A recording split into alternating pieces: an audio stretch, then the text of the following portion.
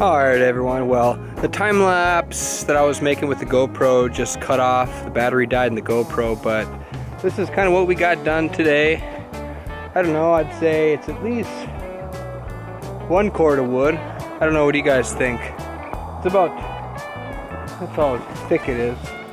So if it was a little thinner and stacked up, we'd have about 1 cord of wood, I think.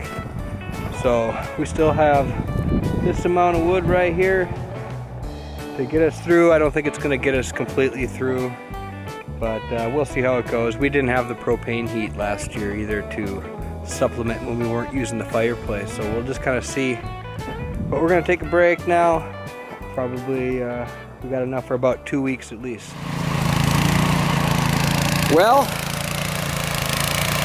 we've been at Kristen's folks for another 4 days because we couldn't make it down here. We're in the process of snow blowing the Prius out so we can get it out of here. I've been driving the Subaru right there. This is as far as we could get in. We had a huge blizzard again. I know there's been some people saying, oh, that's nothing, but it's been all over the news now. We couldn't even get here. I mean, we had a big drift about where that pole is across there, about 3 feet high, and then it would come and go in 3 feet highs. Right here, as you can see where the highest point of that snow is right there, that covered the whole thing, and that's about 5 feet tall right there. So 5 feet covering the whole road with a length of about, I don't know, 30 feet.